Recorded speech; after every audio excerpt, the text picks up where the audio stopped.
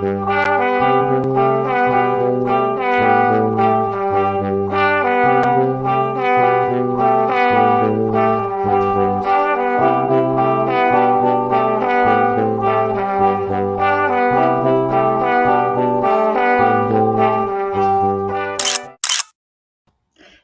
querida, alegria do encontro, eu sou Nina Veiga e estou aqui no canal Paz e Bem a produzir conhecimento a partir da antroposofia da imanência, num ativismo delicado por uma estética da vida viva. E hoje estou aqui para o nosso programa semanal Antroposofia da Imanência. Ativismo delicado por uma estética da vida viva.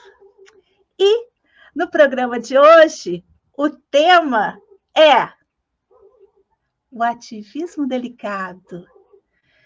É gentil? Eu coloquei esse título porque sempre quando alguém fala do ativismo delicado, a primeira coisa que vem na mente de quem escuta é gentileza. Então, eu coloquei essa pergunta para problematizar. E aí eu comecei a fazer essa pesquisa com esse viés pela primeira vez, porque sempre eu fico assim um pouco antipatizada com isso, né? Parece que é delicadeza e tal. Mas aí eu cheguei a uma conclusão interessante. Vamos ver se vocês, acompanhando o meu percurso, também chegam nessa mesma conclusão. Então, queria trazer a primeira coisa, uma origem do termo. Então, ele vem, nós vamos ver como que isso vai se constituir, ele vem do empirismo delicado, lá da obra do Goethe cientista, que a gente já comentou aqui no programa. Aproveito para dizer que na descrição desse vídeo está o link para a playlist, caso você não esteja acompanhando essa primeira temporada toda, está lá. E aí eu queria trazer o empirismo delicado de Goethe. 1.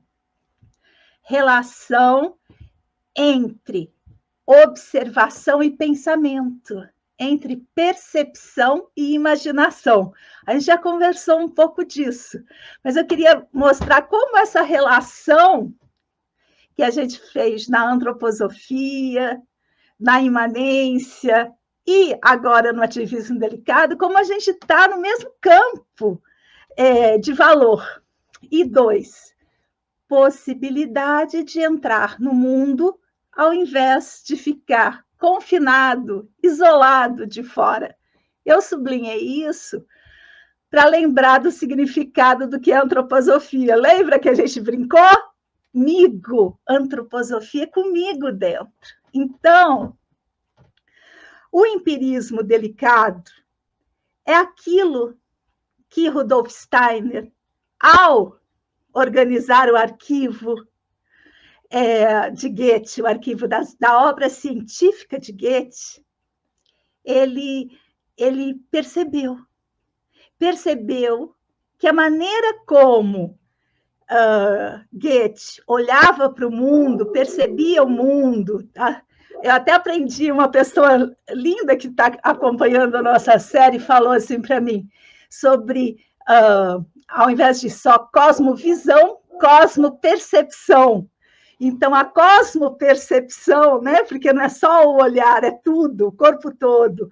A cosmopercepção de Goethe tinha uma qualidade que incluía a gente naquilo que a gente olha, sem perder aquilo que os cartesianos gostam tudo, que é objetividade. É uma certa objetividade comigo dentro. Muito bem. Então, vem o termo delicadeza. Eu até separei um texto até meio longo não, curto, mas essa obra da qual eu tirei aqui, eu vou mostrar quem é o autor, e eu até separei um trecho para ler para vocês. Diz essa nota preliminar. Delicadeza. Há um empirismo delicado que se torna absolutamente idêntico ao objeto, transformando-se dessa maneira em verdadeira teoria. É uma frase de Goethe que está lá na obra desse pensador que eu vou trazer para vocês agora. E aí ele diz assim: a frase ativismo delicado surgiu de uma paráfrase intuitiva feita sobre o conceito de empirismo delicado.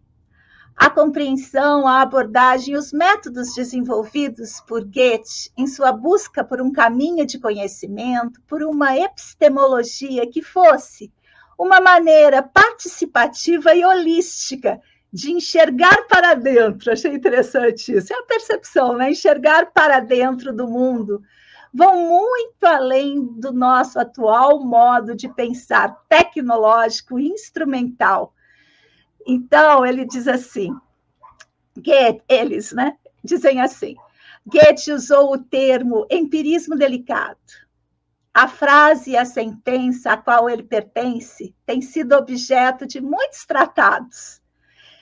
Ele forma a base de uma abordagem fenomenológica goetheana, um empirismo que se torna absolutamente idêntico ao objeto. É a tal da problemática filosófica de ultrapassagem da dicotomia sujeito-objeto, que está na base, gente, de muita coisa, como a gente vai ver no programa de hoje. Um empirismo que se torna absolutamente idêntico ao objeto soa como se nossa costumeira separação entre sujeito e objeto, entre o sujeito que percebe e aquilo que é percebido, entre o ator e a ação, fosse impossível.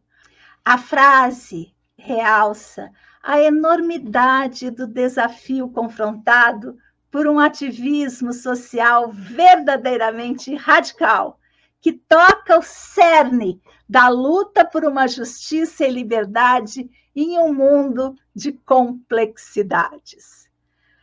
Esse texto inteiro está no nosso site. Depois eu mostro onde, para quem ainda não sabe, tá bem?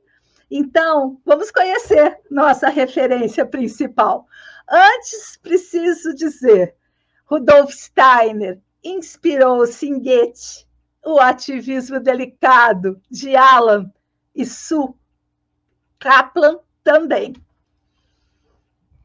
Olha eles aí. Peguei essa foto porque eu acho eles tão amorosos. Eu deixei aqui para vocês um vídeo também nas referências e está lá no nosso site, para vocês verem a integração desse pensamento. É lindo ver, né? Ativistas compondo pensamento com a sintonia que esses dois possuem.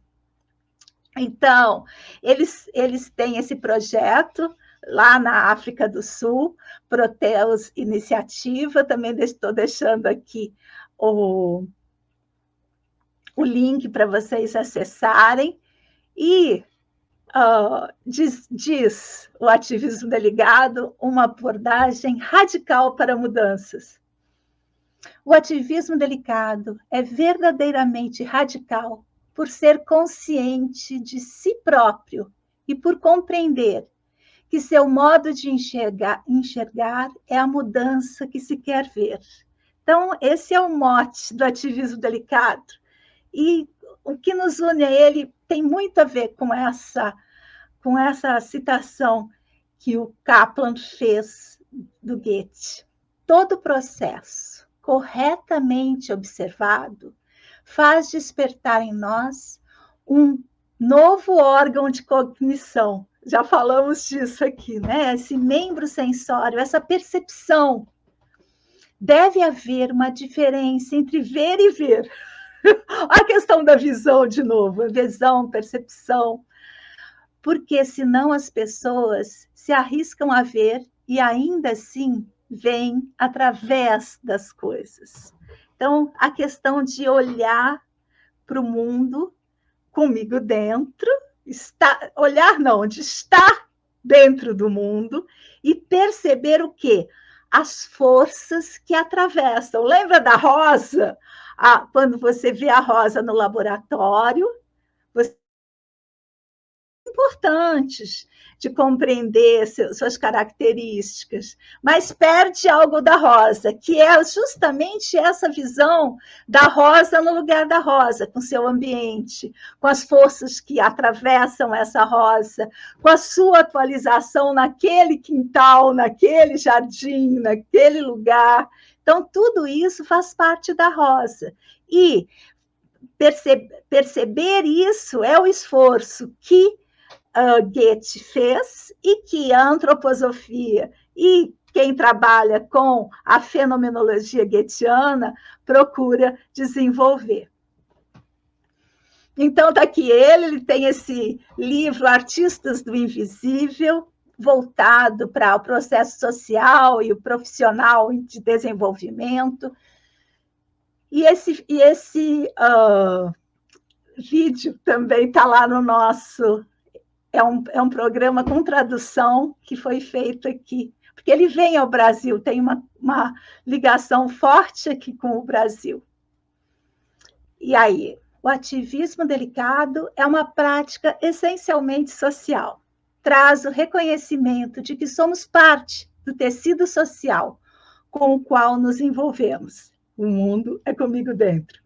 É a nossa própria prática o que almejamos mudar. E aí, eu quero falar um pouquinho como que a gente começou com esse movimento do ativismo delicado. Logo após, né, a catástrofe que foram as eleições de 2018, tinha muita tristeza no ar. E durante as eleições, a gente viu muita coisa ruim acontecer. E aí, durante todo o processo, eu pensava assim, eu quero atuar, eu quero ser ativa nas redes, aonde eu estiver, mas eu não quero me brutalizar. Então, o tempo todo ficava essa questão de como é que eu... Sempre me perguntava, quando ia construir uma postagem, sempre eu me perguntava, isso está contribuindo para a gente permanecer ético?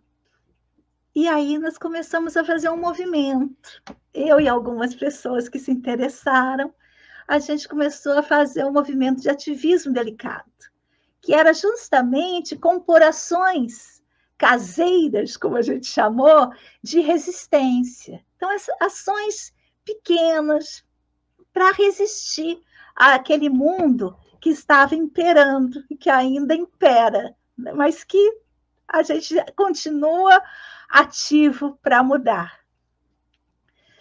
Então, queria trazer esse verso para introduzir um método vivo. Eu acho ele lindo, vou mostrar depois quem é o autor, o Guto Gutierrez, trouxe o site deles para quem se interessar. Então, ele diz assim: existe uma forma de conhecer nem muito aberta, nem muito fechada, que não busca o fim do processo de conhecimento ou a definição última, que não provoca paralisia, fragmentação ou morte daquilo que pesquisa, mas se move delicadamente, se dobrando ante o que vê e o que não vê. Acho isso lindo. Que nos permite soltar as amarras do controle do pensar, embora seja árduo, para fazer emergir, num tempo próprio, um fluxo vivo de significados que nos comove. Uma forma de conhecer que empresta do brincar à leveza, da leveza ao rigor, do rigor à maravilha. Nossa, eu achei que ele estava muito, muito inspirado. É o Guto Gutierrez, que ele diz assim da semente: como sondar o mistério da semente?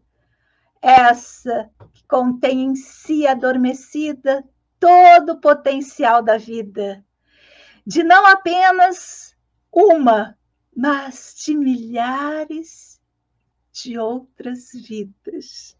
é demais. Então, o site dele está aqui também, está lá no nosso site também, todos os caminhos.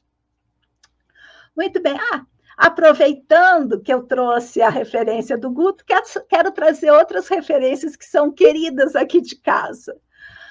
Então, tem ex-social, pensamentos vivos, relações saudáveis, compromissos genuínos. E aí eu tenho até um vídeo com eles que eu trago, que eu trouxe a antroposofia da imanência, que eu estou deixando lá no nosso site também para vocês conhecerem. Temos o Instituto Fonte, que é o que também tem relação, todos têm relação com a Sue e o Alan Kaplan. Então, são dois caminhos assim, muito interessantes para vocês conhecerem. Por fim, um pouco de estudo filosófico. É complexo, mas importante para quem quer se aprofundar. Então, eu trouxe aqui uma citação do Gordon Miller, na introdução de um dos livros da obra científica de Goethe que é mais popular, que é a Metamorfose das Plantas. Então, diz assim, Goethe ecoou a visão holística de Spinoza da realidade em sua convicção de que, olha a chave, tá, gente, do pensamento, espírito e matéria, alma e corpo, pensamento e extensão, todos esses pares binários que produzem dicotomia, olha que interessante, são os integrantes gêmeos necessários do universo e serão para sempre. E para nós compreendermos não só o aspecto material exterior, mas também o aspecto interior, ideal ou ideal, até gosto de falar assim, ideal, né? que é das ideias, dos pensamentos, ou arquetípico das coisas naturais, Goethe descobriu que, correspondentemente, devemos empregar ambos os olhos, os do corpo e os olhos da mente, do espírito, tanto a percepção sensorial quanto a intuitiva, em harmonia constante e espiritualizada. Eu acho isso muito importante porque legitimar a nossa intuição, a nossa percepção, é um movimento de poder. Porque muitas vezes, diante de um conhecimento duro, dado, nós vamos tratar muito desse assunto aqui, nós deslegitimamos aquilo que a gente não enxerga direito, mas que a gente intui. E eu acho que fortalecer os nossos processos intuitivos, contraintuitivos, saber lidar com eles, né? Tem o Siddhartha Ribeiro que fala dos sonhos, com todos esses universos simbólicos que nos permeiam.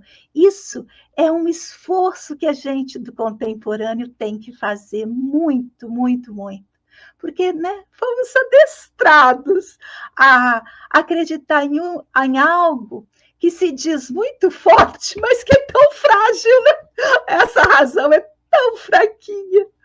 E ele continua, o Gordon Miller, tá, gente? Goethe foi especialmente tocado pela proposta de Spinoza de que, quanto mais entendemos as coisas específicas, mais entendemos a Deus. E ele, aquele Deus de Spinoza, né, esse Deus da potência, e ele juntou empirismo rigoroso com imaginação precisa para ver determinados fenômenos naturais como símbolos concretos dos princípios universais, organizando ideias ou leis intrínsecas da natureza. A partir da percepção sensorial dos elementos exteriores, a abordagem científica de Goethe busca o objetivo maior de um conhecimento que ilumina, aquece. Eu gosto de aquece em vez de ilumina, que aquece a partir de dentro de si. Essa maneira de saber, a partir de dentro, está enraizada, em última análise, numa harmonia ou identidade entre o espírito humano e o espírito da natureza, quando um espírito fala para o outro. Eu acho isso de uma alegria. Esse pensamento nos alegra. Por quê? Porque é aquele pensamento que ele é inclusivo e não exclusivo. Ele não separa, ele inclui. Muito bem. E aí, nosso GA4, né? O livro Filosofia da Liberdade, de Rudolf Steiner, diz: a realidade que o dualismo, ou seja, esse pensamento da razão, que separa mente e corpo, que separa natureza e cultura, que separa. A realidade que o dualismo procura de trás do mundo empírico, ou seja, de trás daquilo que a gente vê, que a gente percebe com a nossa corporeidade, o monismo encontra dentro dele. Ou seja, para esse pensamento inclusivo, os significados não estão fora do mundo, estão no mundo mesmo. Bem, vamos ver o nosso caminho até aqui. Então, já fizemos uma jornada, estamos quase no final da nossa primeira temporada, que é uma temporada de apresentação, né, introdutória, que ficamos no título. Então, o primeiro programa fez aquela apresentação, depois, o que é antroposofia, onde o mundo é comigo dentro, é a chave, depois, imanência, como assim, onde a gente falou a mesma coisa que a gente falou hoje, com outras palavras, que diz: aquilo que a gente quer perceber está ao nosso alcance. E hoje, o ativismo delicado é gentil? E é isso que eu vou tentar trazer agora. Afinal, o ativismo delicado é gentil? Eu trouxe uma figura maravilhosa, que é o profeta Gentileza, com essa frase: gentileza gera gentileza. Fiquei pensando na delicadeza e na gentileza, quase sinônimos. Mas tem uma questão aí. Delicadeza é o modo como você vai lidar com alguma coisa. E gentileza é um modo como você vai lidar com o outro. Então, você tem uma delicadeza que gera uma gentileza. Então, eu fiquei pensando assim, até escrevi um rascunho aqui para não me perder na hora de falar com vocês. Se o ativismo é delicado, pois o mundo é comigo dentro. Quando o mundo é comigo dentro, eu trato, é um ser humano, né? De outra maneira. De outra maneira, porque se eu me considero fora do mundo, eu critico, eu repudio, né? eu desqualifico. Mas se eu estou dentro, eu vou pensar 2 vezes em fazer isso. É um instinto de preservação. Talvez isso vá gerar uma delicadeza. E essa delicadeza, quase sempre, ela é expressa com movimentos gentis, que incluem a mim e o outro no mesmo mundo. Se, junto ao profeta Gentileza, que figura, né, gente? Podemos concluir que a gentileza gera gentileza, é possível inferir que o ativismo delicado pode ser gentil, sim. Então, também coloquei um caminho para quem não conhece, para quem é jovem, não conhece o profeta Gentileza, coloquei também um caminhozinho para ele lá nas nossas referências. Então, antes do verso, vamos organizar nosso estudo. Tem gente fazendo Tem gente fazendo caderno, estou achando ótimo. Lá no site do Ativismo Delicado, né? Ações caseiras de cuidado e resistência. A gente tem a nossa página do Passe Bem. Lá tem todas as referências, tem o PDF dessa apresentação que eu coloquei aqui para vocês. Tem as referências que eu usei hoje, que foi o Goethe, né, do Metamorfose das Plantas, a introdução, a edição inglesa do Gordon Miller. Coloquei o Alan e a Sue Kaplan também, e esse texto inteiro, o Ativismo Delicado, uma abordagem radical para mudanças, também está no nosso site, assim como o Filosofia da Liberdade, do Rudolf Steiner, também está no nosso site. Então, eu queria encerrar com um verso para um ativismo delicado. Mário Quintana hoje, tá, gente? Sentir primeiro, pensar depois. Perdoar primeiro, julgar depois. Amar primeiro, educar depois. Esquecer primeiro, aprender depois. Libertar primeiro, ensinar depois. Alimentar primeiro, cantar depois. Possuir primeiro, contemplar depois. Agir primeiro, julgar depois. Navegar primeiro, aportar depois. Viver primeiro, morrer depois.